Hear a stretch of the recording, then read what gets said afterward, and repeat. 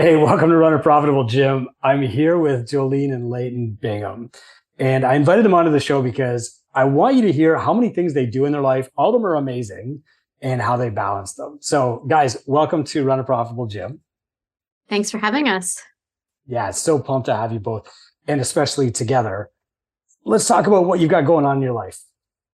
Oh, where to start? Well, obviously we own a gym, multiple gyms actually. We own one together. I co-own another gym with somebody else. We just brought our youth back into our main location. We own 9 doors in real estate currently, manage those, self-manage those as well. I know, right? We have 3 children, a 17-year-old, a 7-year-old, and a 5-year-old. All play different sports at various levels, from varsity basketball to kindergarten basketball to coding classes. And I know I'm missing a lot of stuff. So parkour, gymnastics, basketball. Yeah, the whole laundry list of kids things that everybody else does. We both. What about travel? Travel, yeah, we can get travel in there. So I personally travel every quarter to go to some awesome Tinker meetup locations.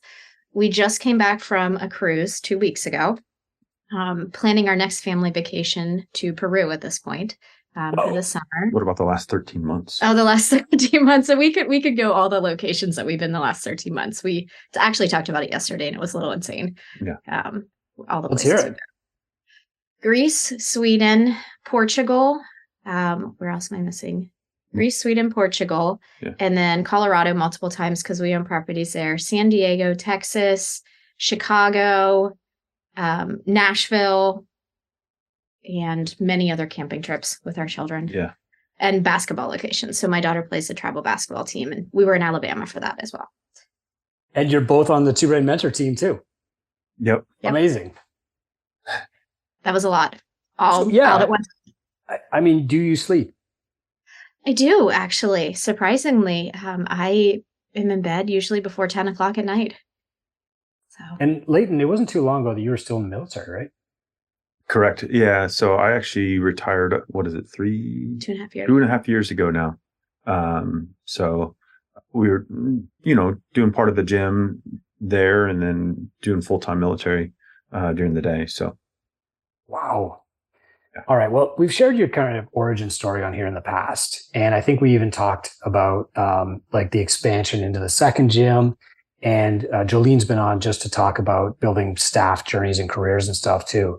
But what I'd really like to pick up the story at is where you started like, okay, now let's get into property and let's also have these travel scheduled out. Like, when did all that stuff start happening? I would say right after COVID. And I know I have spoken up about this before, but COVID was really the catalyst for us starting to take action and do other things. And actually the catalyst for our gym to grow, which is a whole different story in itself. But with the travel, I had grown up traveling. My grandfather was a professional of international relations. So he would take me to different countries with him when he ran college trips. And I wanted my kids to experience the same different cultures and meeting different people and seeing different things. And then after COVID, I realized, well, why not now? Right? We've been in one place for a long time. We haven't been able to go anywhere. I'm tired of this. Let's just go see and do new things. So when we sat down and figured out our plan for the year, it included, all right, well, we're going to take time and set aside money for it. Instead of buying all these extra things that we want, we're going to devote some of that to experiences for our kids. But still, I mean, okay, so you guys have the money because you have so many successful things, but it's really the time, right? And how do you possibly carve out the time to do all those things and then carve out even more time to travel? So it's very scheduled. And I know that that's a struggle for a lot of people. It is very scheduled down to the minute on our calendars. I have very good systems of each person is color coded on our calendar. Each day of the week is devoted to a different thing for me personally. I know Leighton might have a different system for his schedule and fitting that in. But all of the things that we do, we block off a week on our calendar and we make it happen at the beginning of the year. So for example, our trip in August, we've already blocked that off. We already know when that's going to happen. And so when we're looking at where do we fit our work in, where do we fit, and maybe a renovation that has to come to the property, we're not going to schedule things around those things that are already planned out. Wow. Okay. So if you're listening, here's a prompt in this interview. I sent Joleen and Leighton a text. I'm like, you guys got a lot going on. I don't know how you do it. And Joleen says, Systems. yeah, Systems and scheduling. I got a system. Yep. Okay. Well, what I'd love to do before we actually give people the system or teach them how to build a system is let's get really specific. So let's start with your gyms. Tell me about your 2 gyms. Yeah. So our adult location is primarily personal training. At this point, we do a little bit of semi-private, and I would say it's about 85% personal training. We own that one together. We have an amazing team that helps us and allows us to travel, but also helps us run it. And then our secondary one is corrective exercise. I co-own that with a woman who has 20 some years of experience in the field of physical therapy. And she is very much the hands-on technical part of it, and I run the business side of it. Wow. Our youth one, the school district decided not to renew our lease, so we've now combined that back into our adult one. And so they're running in the same location. Okay. And on top of that, I saw a Facebook post from you that actually prompted a conversation where now you're looking to partner with or acquire other gyms in the area too. Is that right? Yeah. So I really like creating systems, obviously the whole reason we're here. Mm-hmm. And I like helping business owners develop those and run them and be able to have the time in the day that I have. But some gym owners just want to coach. They love the coaching side of it. They don't want to run the business side of it. And that's what I would like to help them with outside of that. So good. And marketing too, I think, right? Is that Leighton's? Yep, that would be where the takes over. That's fantastic. I know our friend Per is doing something very similar in Sweden where, he partners with a gym and does like an equity stake. And then he brings the gym into Two Brain and then, it's awesome. Okay. Well, now let's talk about property. So you said that you have 9 doors. I don't think that fully paints the picture of what you guys have going on. Do you want to share that? Yeah, so we have, I'm going to let Leighton share that. That's his thing. I don't need to speak the whole time. Well, so we have obviously our Airbnb in Colorado. Mm-hmm. Beautiful. Yeah, which was actually our second house. She owns one by herself, single family home. Then we have another duplex here in Pennsylvania. We have a quadplex here in Pennsylvania. And then our primary home. Our primary home. Yep. And then I also am half owner on another house still currently too. Yeah. How much time does that take? Like my worst nightmare, I have commercial buildings because I'm worried about getting that 3 a.m. phone call about the clogged up toilet, right? So like how much time does this take for you? Well, so as long as there's, time. Well, I've gotten a few 3 a.m. phone calls or 1 a.m. phone calls when 2 trees fell on our quadplex. But as far as time, it depends on the week, but yeah, 5 to 10 hours a week. Just kind of fielding phone calls or fielding text or whatever. Recently we just had to put 2 new tenants in there. So that required a little bit more time, but it's only about 20 hours a month, to manage them too. So. And how do you guys do the one that's I think you said, is it Colorado, but might have been Montana? Colorado. Yeah. How do you manage that? We have an amazing property manager in place who is compensated well. That's planned into our rates that we charge. And I actually recently took it back over from a company that we had marketing it just from like putting it on all the different platforms and have been able to triple our rates and have better occupancy just by having that human touch in it. Amazing. I'm not surprised that staffing is like one of the keys I'm sure that you're going to mention for your success. And I think you brought it up in every case so far. But let's talk about systems. So Joleen, when you're starting this, do you make a plan for the year or are these just systems that have kind of organically evolved over time? I think it's been a combination of both. They had to organically evolve because life throws you curveballs and then you have to figure out how to fix that. But now we're at the point where we sit down and we have planned in January this year. We normally try to do it in November or December, but in January and plan out our year. What do we want to accomplish?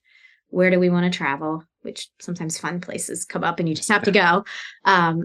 Where do we want to travel? When are they fitting in the year? What do we need to make that happen? So do we need to hire additional staff? Do we need to make more money, more revenue? Because that's a key part of it. How are we going to do that? So we have our family plan and then we have our business plans. And those two, I know when we talk about work-life balance, they still have to be integrated with each other. Well, and I think we also have like somewhat of an individual goals or plans as well. As long as they mesh well, they work with the plan. And so, yep. Can you give me an example of that, Leighton? So like last year, I was like, okay, I want to go back to doing CrossFit and I want to do a competition. But I also want to buy more property. So the CrossFit competition was my thing. And then buying more property was an us thing. Right. Not that I actually, it wasn't last year, but the year before, I think, that I did the CrossFit competition and I hated it. I didn't expect you to say that. It caught me off guard. I didn't either, actually. I was like, this hurts. Everything just hurts. So how do you resolve that? So let's say that like the work goal is in conflict with the personal goal. Like we want to make an extra 100,000, but we also want to work less. Or maybe it's in conflict with like the family goal, the work goal, or the personal goal. What happens if there's a conflict somewhere in that trifecta? So I can tell you what, for me, the family goal always comes first, right? So my hierarchy is family goal, personal goal, work goal, right? So if I have to make a decision, this one, the family one's always going to come. But I also, every single time that comes up, I ask myself the question, and I know I heard it somewhere on Two Brain, but if I say yes to this, what else in my life am I saying no to? Right? So if I say yes to an opportunity that makes me more money, is that thing I have to say no to that less important to me that I'm okay saying no to it? Very interesting. Okay.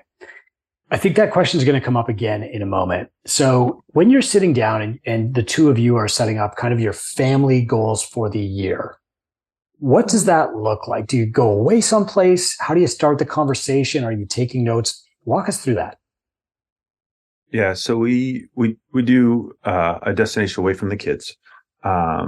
And this year, how many days is it this year? 3. 3 days this year. Last year, it was only a day, or a day and another half day. But there are some questions that kind of prompt it. Like we do have, like, what do you want to accomplish the next year, or what didn't you accomplish last year?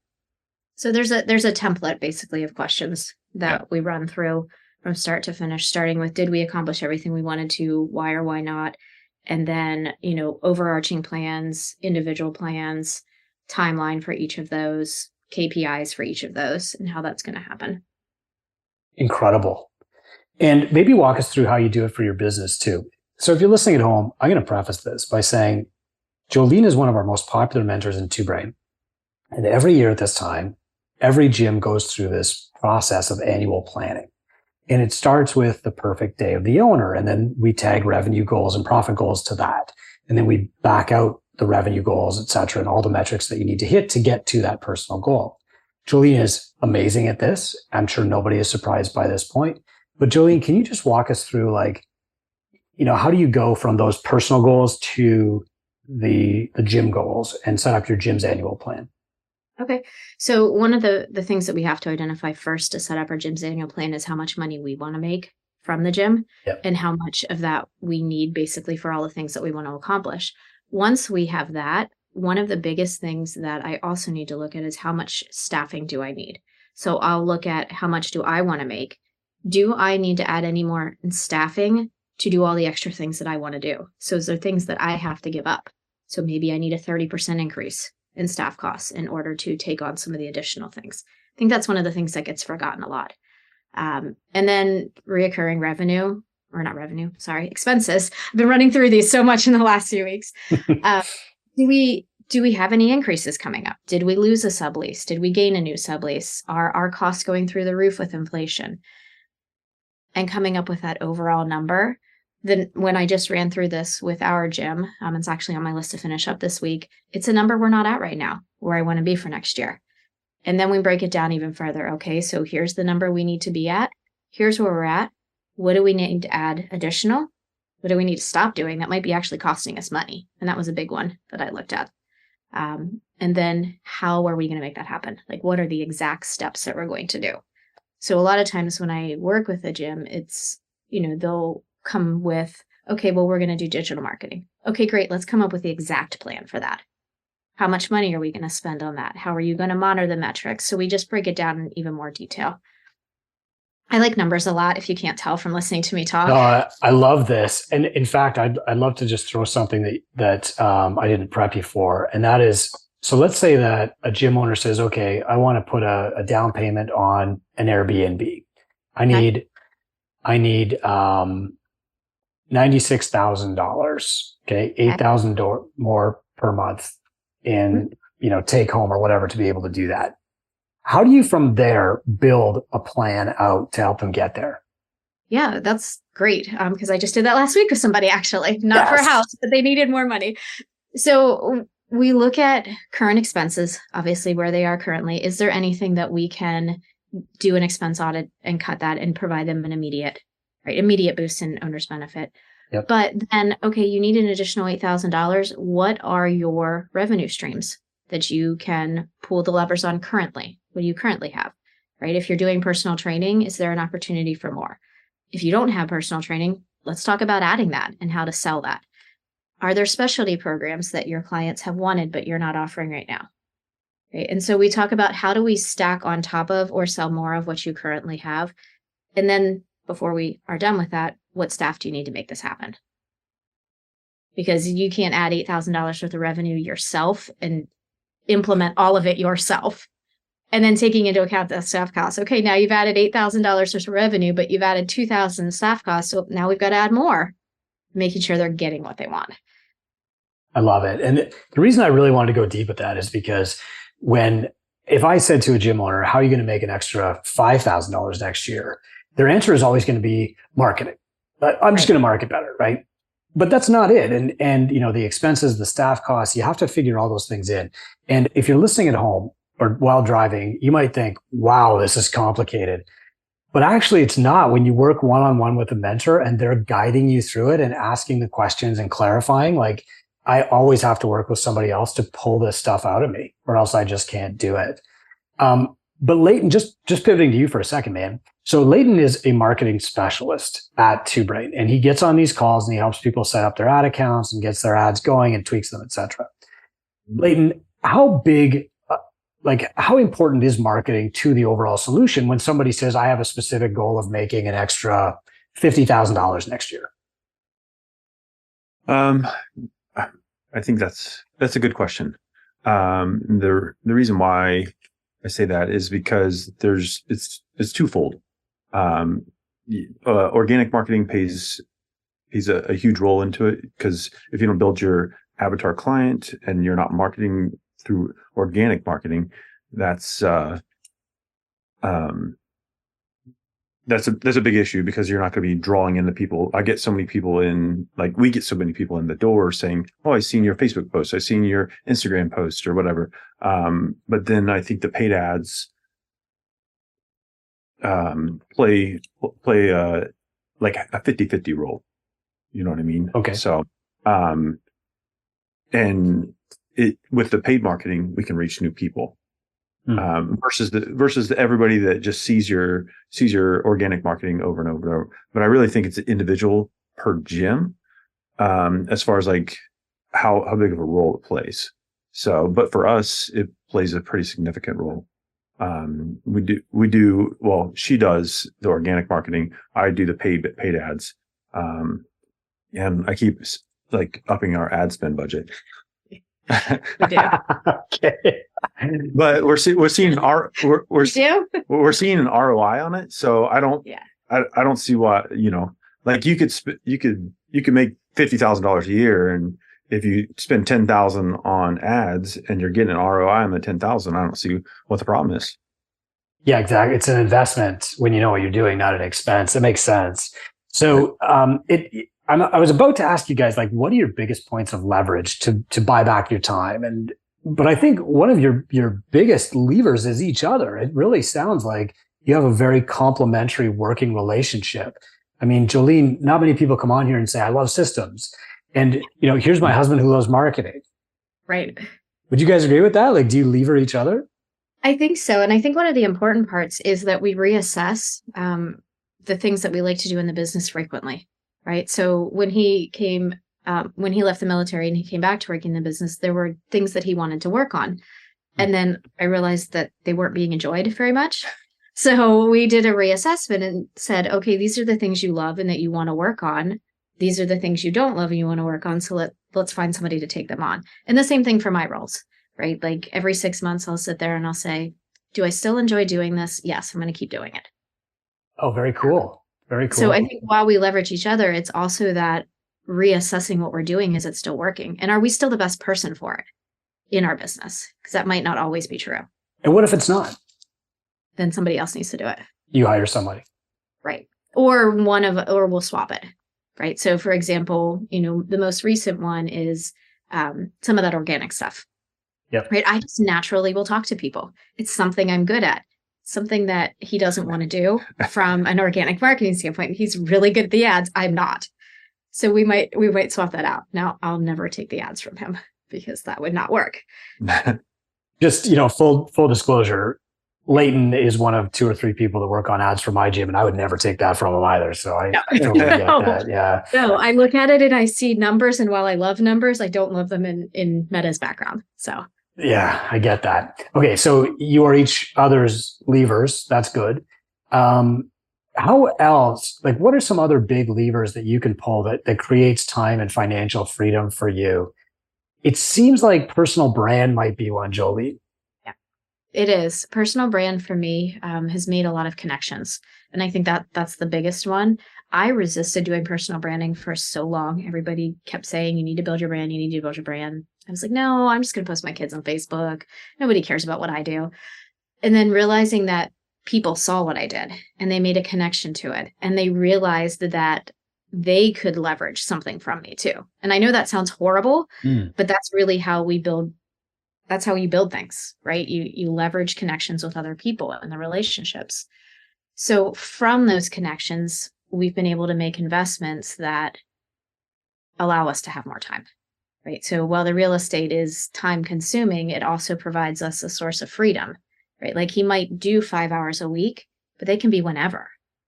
Right. So we can go to our kids' sporting events. We can be there at their school. We can show up when we need to show up. And I think circling back to when we talk about work-life balance, that's the biggest thing, is that freedom of time. Like I'm not sitting here saying I don't work a lot, but I work when I want to work, and I work around the things that are important to me. How integrated are your kids in the business? They're employees of the business. First of all, they actually do some work. Literally, literally are employees of the business. My teenager does some social media, and my kids are part of pictures and marketing and things like that. But they're there all the time. So my son's favorite thing is to come and do math on the whiteboards at the gym. My daughter loves the rings. They are her favorite thing to do. So they're there frequently. They like being there because we've made it a happy, positive place for them to be. And my teenager trains with us for sports. They're also a big part of your personal brand, I think, too, Joleen. Like I look at your stuff on Facebook because I don't really look at Instagram. And what I see is like, here is somebody who can do so much. And on days when I'm feeling like overwhelmed, like I can't keep all these balls in the air, I'm like, man, Jolene's doing way more than me. Keep paying attention to Joleen. Thank you. Yeah, sure. In fact, I didn't even think of the integrating the family into the businesses until you brought that up. But this summer, we were cutting grass at one of our buildings, and my brother-in-law goes by and he's like, sucker, you're out here on a hot day and you're cutting the grass. And my son turns to me and he says, how many hours a month do we work at this place? And I said, I don't know, 3. And he's like, how much do we make a month? And I said, $12,000. And he's like, so $4,000 an hour is what we're making to cut the grass? Yep. Oh, I got it. Okay. I love it. I love that story. Yeah. So it was just like to see that teenager brain kick over, like, oh, right. Would you say that your kids are aware that they're part of the business or like working in the business with you? Yeah, so it's a funny story. We're actually driving to school the one day and talking about the businesses. And my son, he's 7 now, but I think he was 6 when he brought this up, said, so if we buy more gyms, we get to make more money, right, Mom? I said, well, Boom. yes, but there's a lot more work that has to go into that. He's like, but we make more money, right? And then now they want to open their own business within this one. So they want to have their own things where they sell to people coming into our business to make money for themselves. Yeah, for cakes. Yeah, they want to bake cakes inside the gym. Maybe on the way out of the gym is when I buy the cake. But it's their idea. It's product market fit. I mean, that's perfect, right? By the way, if you're not following Joleen on Instagram and Facebook, you need to do it, because her son especially is like brilliant. Like this kid is one day going to open 3-brain business because he's like 3 times as smart as the average person. So that's awesome, guys. What I'd love to hear is just kind of like, what is your weekly schedule? Has that just kind of like organically evolved, or are you planning this out ahead, writing down a schedule and then just like following it? Yep. So I actually, way long time ago, the schedule was a mess. So this all came why I'm good at this from being a mess to begin with. I started planning my weekly schedule, and because of all the different things we do, I had to allocate certain periods of time to each thing. I can move back and forth things pretty quickly, but it's just annoying to do and you lose time. So Monday is a day where I go do an athletics class at my kids' school. It's a fun thing. I just do it for them. And then I have the rest of the day to have meetings with staff. It's dedicated to my one gym business. Tuesday, Wednesday, Thursday, I dedicate to 2-brain mentoring, but between very specific hours. So for example, Tuesday mornings, I start at 5 a.m. My time, because I work with gyms in Europe, and I want them to be able to do the same things that I say, like when you're home with your kids, be present and not have to be at home doing a call with their child. So I do the 5 a.m. calls for them. Wow. I love that time of day. I might be weird with that, but I love that time of day. And then Friday's my catch-all day. And I think this is where the biggest system that helped me is having that, okay, if I didn't get anything done, if I need to meet with somebody, if there's something that came up, that catch-all, even if it's only a couple hours, it allows me to go in the weekend and be present with my kids and family. So it's 3 hours that I don't touch at all. How do you avoid distractions? This is for both of you. So I know what it's like to be a mentor. You're on this call. When we hang up, you're going to look at your phone. There's going to be 12 texts, 3 Slacks, maybe not because I'm also on this call, but like 5 emails. How do you avoid distraction when you're doing one thing? Yep. So turning things on Do Not Disturb, number one thing. The one thing that I want to trial at home, and I know this has been brought up before, is they have those phone lock boxes. And so for somebody who might actually be distracted during the day at work, that might be helpful for them, putting their phone in the phone lock box. Do Not Disturb on my computer, and then just continually repeating to myself, these are the hours for this time. So if somebody comes to me and says, hey, I need you to do this, I can do it then when I have it allocated for that. But that's how my brain works, and I'm really good at doing it that way. But does it still take some practice too, Joleen? Sorry to cut you off. Oh, yeah. No, it definitely takes practice. And it's always that question, again, if I say yes to this and change my schedule, what now has it messed up for me later in the week, right? Like, what does that sick kid do? If I'm the one staying home from them, what do I need to shift everywhere else? That's great. I think it's a really good tool that will help people get used to second order thinking. Like, what is the downstream effect of doing this? And, what Joleen said earlier was, if I say yes to this, what am I saying no to? I think that's a fantastic exercise. So Leighton, I think I've said this to you before, but I actually think that your superpower is really deep focus. Like when you're focused on one thing, you're not distracted by something else. Like, how do you do that? How do you stay on one field of play at a time and like partition your attention? So I do have like hyperfocus. So a little bit of Asperger's, ADHD. So I'm just naturally, we'll say, gifted that way. And I turn on my Do Not Disturb. But I also use an app to plan my days and the tasks that I need to accomplish. And then they send me reminders. And then everything else, unfortunately, gets blocked out. So like you said, I'll have 12 text messages, 5 phone calls, 16 emails. But those come after those things. And I will say, go ahead. Sorry. No, I would say when he hyper focuses, even somebody speaking to him, he's not going to hear it. And my son's very gifted in the same way too, but it is really like he tunes everything out around him. I know a lot of entrepreneurs will claim, oh, I've got ADHD, but true ADHD actually does come with that gift of hyper focus. Mm-hmm. Do you think that the other entrepreneurs who are saying like, I just can't focus, I'm so scattered, is it maybe just a case of them not being disciplined, or what is it? I would say discipline is a big thing, but also not being organized. That was for a while. That was my largest issue. Once I became organized, then I could hyper focus on everything that I wanted to do. Do you ever get tired when you're going from one area of focus, I'm working on the real estate, to I got to fix the marketing for my gym? No, because I do have time blocks where I do one thing and then the next thing.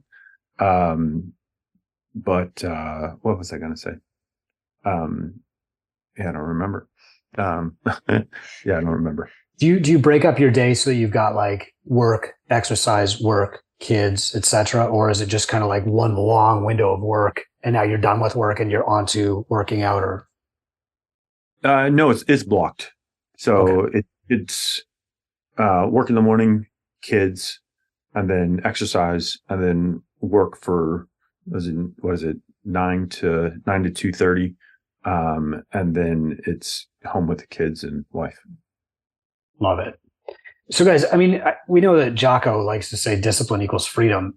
In this case, though, it's less discipline, I think, and more planning is what you're saying. Am I reading that right? Yeah. Yes, very much so. And the acknowledgement that we do have 3 kids, which means, especially this time of year, one of them is going to be sick, most likely every single week.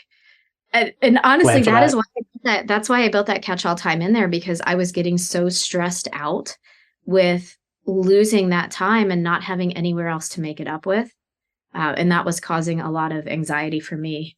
So that's why that specific block is in there. Joleen, you've been doing this for a while. And do you find that this actually gets easier as people become more successful because there's less stress? Or do they become more successful as they get more disciplined at blocking their time to do the work? I think the second thing. Yeah. Yeah. It allows more clarity of thinking too, because you're not trying to worry about 5 things at one time. You can focus on getting the one thing done you need. What do you tell mentees, like if they're just starting out and they're coming into the program, they're, I'm so overwhelmed, I got all this stuff to do, how can I do this work that you're giving me? Like, how do you coach them into getting the work done? We start with creating a schedule they can work around, and they still might be coaching 20 to 30 hours a week on the floor, but we've got to find at least one block of time where they can set aside time just to work on the things they need to, with no other distractions. And showing people how important that is through my own stories is really what's helpful for them. Yeah, listeners, it's not released yet, but thanks to Joleen's experience and success in doing this, we now do this with every gym starting in January 2024. The first exercise you will do is carving out the time to do the work so that we know that you can do the things that will make you successful. So thanks for that, Joleen. I mean, that's it's going to really help a lot of gym owners. Guys, if somebody said they ran into you at Starbucks, I'm a gym owner, I'd love to do all the stuff that you guys are doing, there just aren't enough hours in my day, where would you tell them to start? First of all, I'd tell them to find a mentor, right? That's what I tell everybody, find a mentor. And then sit down and really look at what you are actually doing. Because a lot of times you get the screen report from your phone. There's 6 hours a day on your phone, 7 hours a day on your phone. So a time audit of what are you actually doing? Have a third party come in and help you with what do you need to accomplish? What are those main things you need to get done in order to make progress? Cool. I think the annual plan is like just the planning in general is a huge thing, because like I like to push forward about 1,000 miles an hour and jump to the end of things. Like I want all the glamorous things before I plan to make it happen. So I think the planning is a huge thing too. So before we sign off with Leighton and Joleen, I've asked her to get very specific. So she's going to go step by step in how she actually plans her day to get all this stuff done. Go ahead, Joleen. So, and this might seem a little bit long, but I sit down and I say, okay, I am working on these 3 things today, right? So I know Monday I work from 9 to 2:30 on my business. Very specific, 9 to 2:30, nothing outside those hours, because the rest of the time is devoted to my kids. So if I need to accomplish these 3 things, when are they happening in that time? Well, from 9:50 to 11:20, I'm at my son's school, so they're not happening there. My workout is before that, so it's not happening there. So I will very clearly on my calendar for the day actually draw in when I'm accomplishing the 3 specific things I need to get done that day. And what happens if you don't get it done? I'm sorry. Oh, no. What happens if I don't get it done? This is where the discipline comes in. Those are the things I have to accomplish that day. That means after my kids go to bed at night, I'll accomplish those things. Wow. Okay. Yep. And I will say there are caveats. Like if I'm sick, I'm not going to make myself more sick by staying up. You got to give yourself some grace. Yep. Tuesday, Thursday, I have a block from 5 to 7 a.m. for mentoring. And then on my calendar, I draw out from 7 a.m. to 8:30 is when I get my kids ready and get them to school. Like it's very, very specifically time blocked. And I just want to make people aware that you can't be too specific on your calendar, right? I know people are like, oh, I'm going to work from 9 to 2. Well, what are you doing from 9 to 2? What are you actually accomplishing? So then I might go in and from 9 to 1, I'm going to do mentoring calls. From 1 to 2:30, I'm going to work out. From 2:30 to 3:30, I'm going to pick my kids up. And then the rest of the night is with my kids. So I get very specific with the hours of the day and what's happening through the whole rest of the week. So I know when I said Friday is my catch-all day, well, I'm still going to write out what is happening during that time. I'm not going to just leave it as an empty blank. So whatever I didn't accomplish, because maybe a sick child was at home, I'm going to draw on my calendar, this is what I'm doing from 9 to 10, 10 to 11, and so on. And for me, that accountability comes from seeing it there. Yeah. Okay. And you might write that in like Thursday night or something. Yes. Yep. I do everything the night before for the next day. Oh, fantastic. So is this kind of like how you end your day? Do you reflect on what you've already done and make your plan for the next day? Yes, correct. Okay. Yeah. Incredible. And all of that's kind of on an overarching calendar, but the specifics of like what's happening from 9 to 2, that's in my daily planner. And I'm a paper person. I'm still old school with that. But those specifics are written there. Because if I put it on the Google Calendar, it would be way too much for people. Do you save like your past calendars, the stuff that you're done? I do. Do you just like stack them up? You could probably build a fort out of them right now, right? I have a bookshelf in my office at home that has them, but I also take notes in them. And so there's a table of contents. So when I need to refer back to the notes, I can find them. That's so awesome. I'm going to start doing that. What I love to do is just like track words written. That's a really important metric. I know that I'm like mentally healthy if I'm hitting 750 words a day. I know that my thoughts are more organized and I'm more focused. So that's the only one that I track. I also use Google Tasks to check off as I finish things. And so I track those every week, like how many things did I actually check off? But you will find out like you're gaming the system a little bit, right? Like start call with Leighton and Joleen on time. Check, Yeah. I need some wins. Give me, Yes, it's very true though. And I think that's important though for people who feel like they're not accomplishing something. Put something in your checklist you can check off. Yeah. Makes you feel good. Exactly. Oh, that's an awesome little tidbit too. Okay, guys, thanks again for coming on. And we'll post your contact info at TwoBrain and also your Instagram link to Joleen. All right, perfect. Thank you. All right. Well, hey, thank you very much. I think this is actually going to help a lot of people who just feel overwhelmed, like they can't do it all, and they're sacrificing the business for the family or vice versa, or they're sacrificing their fitness for everything else. Leighton and Joleen are amazing role models to me and everybody else in TwoBrain. And if you really want some inspiration on how important this planning is and what kind of lifestyle it can provide for you, you can follow Joleen on social media and Leighton if you can find him.